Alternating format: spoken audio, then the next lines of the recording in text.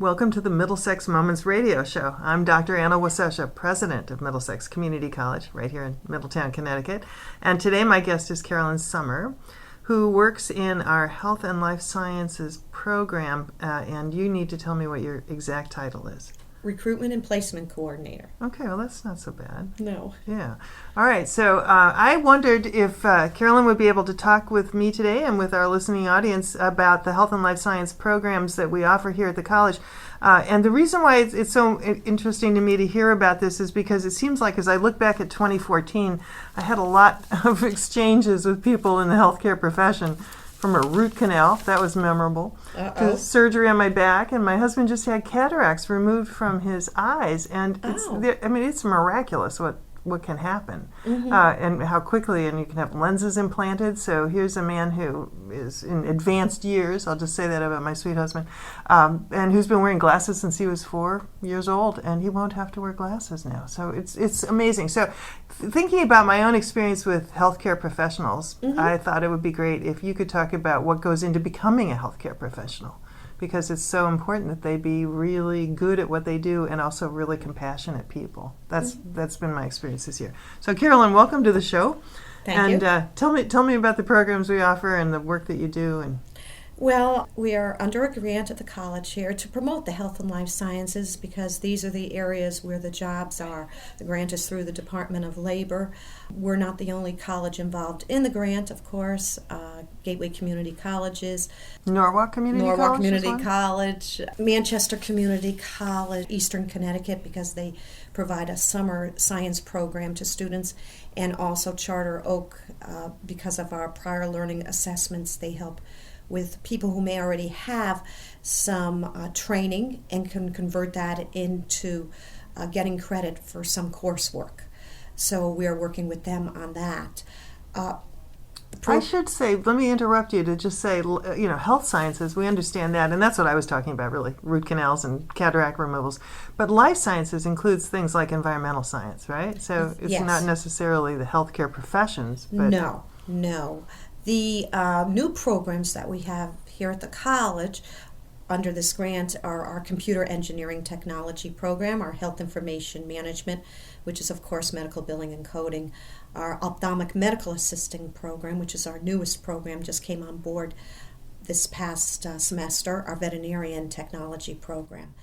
Then we also have revised programs under this grant, Biotechnology program, our Engineering Science, Environmental Science, as you were talking about, the Radiology Tech program, and our Therapeutic Recreation program is our newest revised program here at the college. We also have other programs that we hope will also be approved to better help people maybe transition, change into a different kind of a job than what they've had.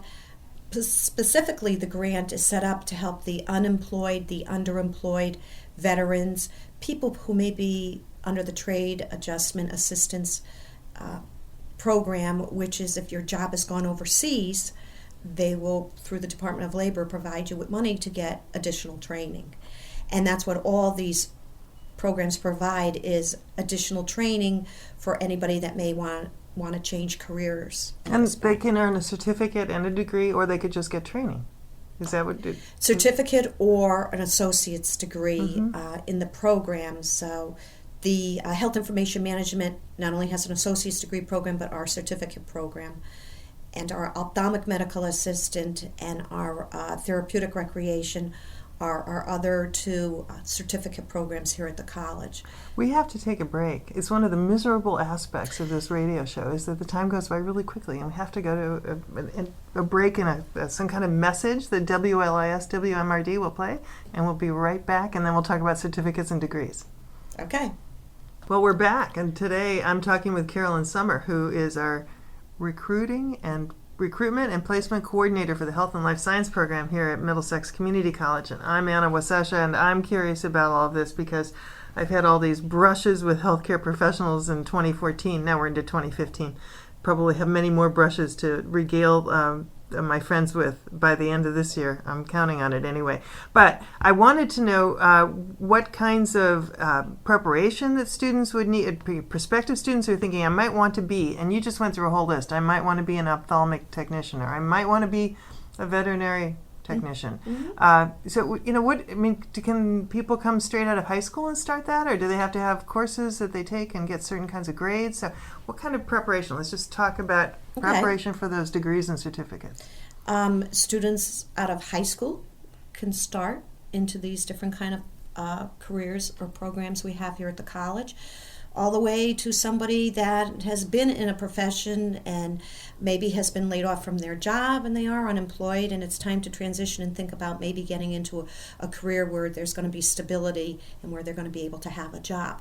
So anybody could really be in any of these programs. There's certain prerequisites for the programs.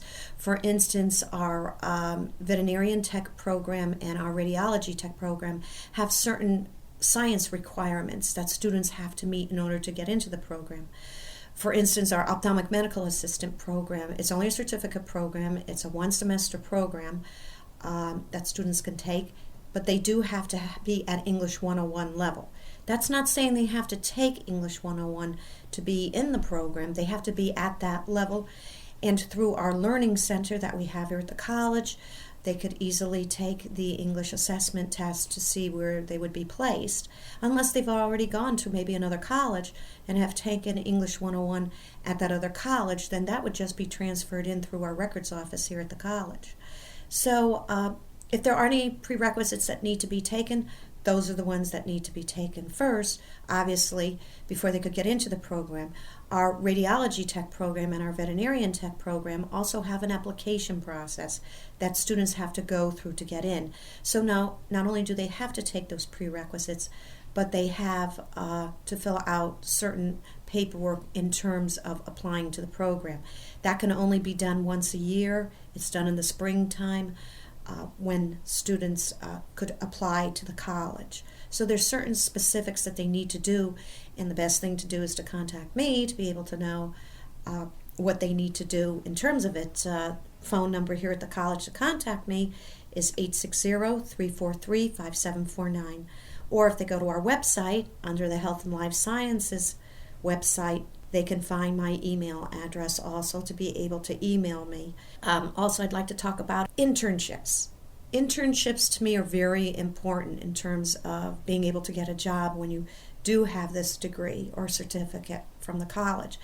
And that's what employers are looking for. They want to know how much experience you've had. The thing with some of our programs is we provide that internship, that experience that the student is going to get. For instance, with our health information management program, they do internships. With our veterinarian tech program and our rad tech program, they are going to do clinical work, so they're going to get that experience. Our biotechnology program, they're going to do an internship for that program. So with some of our programs here at the college, we're providing the students with those internships and giving them that experience so that they will be able to go out there and get right into a job when they graduate. So if somebody comes to you and says, I'm thinking about health and life sciences, but I have no idea. First of all, I don't even know what biotechnology is. So, or maybe I should be in vet tech, or maybe I like eyeglasses and eyewear, so I like ophthalmic. How do you help them sort that out? I'll talk to them about, what their interests are.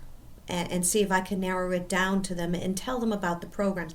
Sometimes there's a student that had started here, and she really thought she wanted to be in the radiology tech program here at the college. When I started talking to her all about the different steps that would be involved and that she'd have to take prerequisites in all the different science classes, because before you can even take the anatomy and physiology class, there's certain prerequisites that you need to take. When I started to get into all that with her, all of a sudden I'm watching her body language, and she was like squirming around on me in the chair and everything. And I kept watching her, and she kept saying, well, other programs, do you have other programs? And so then I went into the health information management program, and I started telling her about that. And telling her that it's still being in the health industry, but necessarily if you don't want to be doing radiology tech, or if you don't want to be a nurse and do that type of work, you could still be in the healthcare field and be doing health information management, of course, which is working in an office doing medical billing and coding. She was very happy that she was able to talk to me about it. She called me to say her mom was excited that she finally had a focus on what career she wanted to go into. She aced her first semester here at the college, she told me recently. That's good. That's a nice story. And so health information management is sitting in an office, but doing what? I mean, medical billing and coding. Explain more about that. It's like when you go to the doctors, and let's say you have a sore throat, and the doctor writes down, office visit, and you had a sore throat. Well, then that billing person there has to figure out how to code it. So in a way, they're an investigator, because they're investigating then what coder they're going to use for what is wrong with you in order for the doctor to get reimbursed by the insurance company. So that's what they're doing, is trying to figure out that coding. And then working with software programs, so they're good at computers? Yes, need to be good with computers, because you do work with software programs in terms of being able to get that information. So as you've, not just you, but you have a whole bunch of colleagues in health and life science who are working on all these sort of new programs and renovated programs. Our program coordinators, who have done a fantastic job in helping us and backing us with what we're trying to do, is increase enrollment. For the health and life sciences, we've had 250 students enroll in the programs. Of those, 150 are new students that we've brought here to the college. And those students, once they go through a certificate program, which is almost always just one semester, or a certificate program could be a year. It could be a little bit over. I know I have a lot of times students say to me, so how long is it going to take me to get this degree? Or how long is it going to take me to get the certificate? And the answer I give them is it's going to really depend on you. If you're only going to take 2 classes a semester, then it's going to take you longer than if you take like 4 classes or 5 classes a semester. So it's really going to depend on how you decide to pursue the certificate or the degree that you want to get. And will the students have advisors assigned to them in those areas so that they can, once they get into it, they can get help thinking about what kind of internship they might want, or what employers they might check out in terms of the job that they hope to land? For all of our programs, except for the veterinarian technology program and the radiology tech program, the students will be placed in those programs and meet with those advisors. As far as the veterinarian tech and the radiology tech, because of those prerequisites and applying to get into the program, the students will be placed in our general studies, and they can always come to me. In fact, I tell any of the students in any of the programs, they could come to me at any point in time for advising. I may have met with them the first time that they came. I also sometimes, previous semesters, they come back to me to meet with me to decide on the courses they're going to take, and then they'll go occasionally to their advisors if their advisors should be busy, because our program coordinators and advisors are quite busy at times. Mm-hmm. But you've seen these students now, for a year and a half, maybe 2 years? Yeah, not quite a year and a half. So when you think about them, what kinds of changes do you see in them as they go through the programs? So far, remarkable changes with the one I just spoke to you about. There's another student that started. He was laid off from his job. He had an IT position. Wasn't sure either what he wanted to really do. I started talking to him about our different health and life science programs. Told him about the health information management program, that I thought it was a really good fit with his IT to be able to do the health information management. He ended up getting a per diem job at a hospital, and then from there they asked him during the summertime to do a summer internship with them that he did, and they recently just gave him a full-time position in their health information management area at the hospital, with him still coming here to school to finish the degree that he's going to be finishing here. That's really a wonderful story. Yeah. So these are all areas of study that lead to careers where there are expanding opportunities for work. Isn't that a piece of the reality of the health fields in general? Is yes. That this is one of the growth areas in our economy. Yes, and these different type of programs and careers are specifically where we're lacking employees, and employers need employees to be able to run their companies or their hospitals or their organizations. And also, I was wondering about the programs that we offer that wind up with the receipt of an associate's degree. And can the students then go on to a four-year institution and earn a baccalaureate degree? Yes. So, yes. So, like, for instance, our computer engineering technology, our health information management, our biotechnology, our environmental science, these would be the programs. I don't know if I mentioned engineering science or not, but engineering science also. These are the programs of study here that you would want to go on and get your bachelor's degree. Because in salary, you can make more money. For instance, with an engineering degree, you may be able to get around $45,000 with an associate's degree, but with that bachelor's degree, you could be making around $80,000. So it's definitely worth it to go to school for 2 more years. Right, Yeah. exactly. Well, we have to take a break again because of the miserable realities of radio, and we will sign off for just a moment and listen to the message that will be broadcast over the air, and we'll be back for our last section of the program on health and life sciences. Well, we're back for the final stage of this program. I'm Anna Wasesha, president of Middlesex Community College, and I'm talking today with Carolyn Sommer, and we're dwelling upon the whole issue of health and life science academic programs and health and life science careers. Over the break, we were talking a little bit about some of the salaries that people can hope to earn if they earn an associate's degree and then if they go on for the bachelor's degree. And I'm absolutely sure that many of these things can go on to the master's degree and PhD and the postdoc, and you can go to school forever and ever and ever. Yes. So let's pick one, and let's pick biotechnology, because I'm biotechnology. Yeah. We've just revised our biotechnology program, and if you wanted to be a lab technician, a chemical technician, some kind of job on that idea, with an associate's degree, you could start out at about $40,000, and once you go on to get your bachelor's degree, you could be making $60,000 and up. Right now, we're working with different industry partners who we partner with. We feel it's very important with these careers that we have industry involvement in order to help us decide if we're offering the right courses to the students, are we being up to date, because we want our students to have the latest techniques in whatever they do and whatever career they're in. So we work closely with industry partners.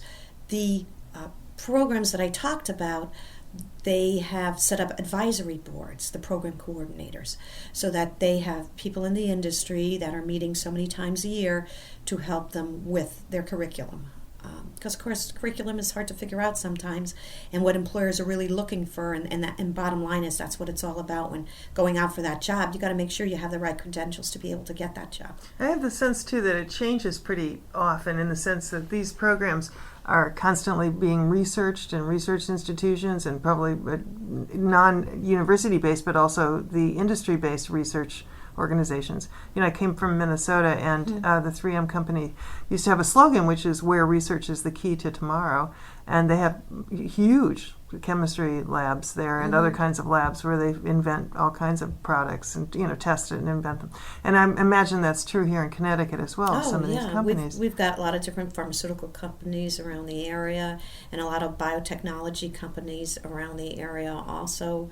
And these are dynamic fields, right? Because they're constantly trying to get into, that's what research is about, discovering new things. So how do we know that our students are learning the latest, techniques and using the latest equipment, and that are, ensuring that they can leave Middlesex and go directly to work and be familiar, comfortable in a lab? Well, that's why with our program coordinators, that's what they're doing to make sure that they are up to date with the latest techniques that they're teaching our students here, and the equipment, that we do have the equipment. Sometimes it's hard, even being at a community college, to not have enough of funding to be able to get equipment. What this grant has done, it's given us an opportunity to be able to spend a little money to provide equipment to the different programs so that they can better further their program. Obviously, this is a grant, and it needs to be able to sustain itself when we're no longer involved in the grant.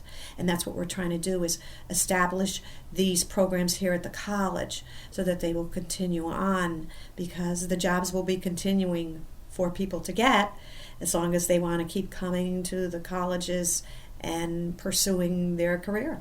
Tell me, if you can, ranking in terms of popularity of these programs. So what's the most popular program when you pick up the phone or meet a student for the first time? What's the program that they most often say, that's the one I want? Health information management. And why do you think that is? I think it's because of the fact that electronic records has had to change recently in October. Every doctor's office has to go electronically. And because of that, it's produced a lot of different jobs available in different offices or hospitals, because a lot of people that have been in that industry don't want to update themselves. And International Classifications of Diseases 10 is where everything is now going. We were using ICD-9, which is called. And this is the classification of how they figure out diseases and stuff in terms of coding. So a lot of people don't necessarily want to learn that 10. They've only learned 9. So a lot of them are leaving their positions that they've been in. And this is creating more jobs available to others. So this seems to be a very popular career right now. Let me ask you about that. I mean, does this, in order to be successful in an HIM program, Health Information Management, is there a lot of memorization? Yes, they do, because they have to be able to learn a lot of coding, or at least know where to find the answer that they need. Yeah. So there's I don't think any program that you take of study is not going to be easy, right? Because you want to do your best to learn the most you can. Mm-hmm. So I think knowledge is very important to anybody in furthering their career. Yeah, absolutely. I mean, that's one of the chief skills I hope we're imparting to our students, is kind of a real love of learning and lifelong learning. But so that was the most popular program, Health Information Management. What comes in as number 2? Our radiology technology program. Last year we had about 130 applications and only took 19 out of 130 applications. It's very stiff competition to get into the program, and the certain prerequisites need to be taken beforehand. In that, you could be making around $55,000 to start with an associate's degree as a radiology technician. So that's probably the best paid position of all of these. Well, associates? With an associate's degree, yes, that would be the best paid position. Of course, with the other programs we talked about, if you got your bachelor's degree, we've already spoken about the salary ranges for those programs of study. I also think our veterinarian technology program too is very popular also. Again, 24 students to a class, and they've had something like 100 applications, I think 80 to 100 applications for that program. So these are all programs and careers that people could get into and be successful at what they do. And we also here at the college have a plus 50 program, so this is encouraging students who are 50 or and older to think about coming back to college, and then we do what we can to be very welcoming and to support them. So older people, I'm very sympathetic to that concept at this point in my life. Older people can also think about starting up a new career or coming back to college and going into some of these programs. Yeah, anytime. I mean, we've got students here that I think are, you can correct me, is it 17 to 80? 85? Oh, yes. No, it's, yeah. So, I mean, we have a full range. And I had a student the other day who said she was interested in the Health Information Management program, and she says, oh my God, I'm 34 years of age. I don't know if this is the program for me. I says, what are you talking about? I said, any of these programs at any age, you could get into that program and then be out there working in that field. I said, don't let age hinder you, because it's not going to make a difference. Absolutely. It's the experience you get and being in that job that's so critical. Yeah. Age is just a construct that we use to separate ourselves from, people who are younger and people who are older, and we have to peg it somewhere. Tell me about the support for veterans, because you mentioned earlier that this is one of the initiatives, or one of the parts of this initiative is to help veterans kind of re-enter non-military society by getting Right. training. And with our prior learning assessment through Charter Oak and even through here at the college, where, if some credit by exam, somebody could take a final exam for a course if they felt they had enough knowledge to be able to take it. And is some part of that also some of the training that they received in the military? Correct. Right. So the training they might have received, let's say medically in the military, it possibly could be transferable into one of our courses that might need to be taken for one of these programs of study. So that's another way, of course, we're trying to help veterans also, is that to get those military credits transferable into some type of a course here at the college. Mm-hmm. And we have a person whose responsibility it is to work with the veterans, and We have a veterans associate, yes, at and the the college. Oasis Center. And the Oasis Center, of course, is available to our veterans at any time they're here to be able to go in to use it. We have computers in that room that they can use. They just want to go in, sit down, have a cup of coffee for themselves, talk to other students that they've met here at the college. So we are a very welcoming environment for any veteran who might like to come here to the college. And I think we have a perfect setting because we have a very campus atmosphere here, even though everybody's a commuter. That's true, they are, yeah. And we have tutors in the library, in the Learning Center, so there are these other ways to support our Tutors students? all the time for all our different programs. I sent students last semester who needed help with biology. We have biology tutors, English, math tutors. I tell the students that I advise all the time to get help that they need before an exam. Mm-hmm. We've done some statistics here, and it proved that students who went to the Learning Center just to get help with an exam or a test that they had coming up, grade-wise did better than somebody who didn't come at all to the Learning Center to get extra help. Yeah, no surprise. And actually, one of the myths is that only students who are kind of deficient as students need to go to the Learning Center and get help from a tutor. And it turns out that, the students who do the best are the ones who get help from Correct. a tutor. And that makes sense because learning is kind of a social thing too. That's why the teacher's so important, and your students, your friends in the class, or the classroom itself is so important. Well, we are sadly drawing to a close in this lovely half hour of discussion about the health and life science programs at Middlesex Community College. But I want to reinforce what Carolyn has said. Carolyn Sommer is here.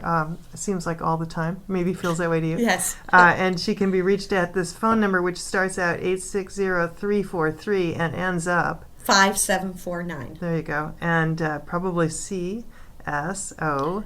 MMER at MxCC.edu. So you can pick up the phone or you can use your email account and get in touch with her, and also just drop by the college. That's lovely too. And it would give you a chance to take a look at some of the science laboratories and to meet with some of the faculty as well. And I'm sure you'd arrange that for them. Yes. Right.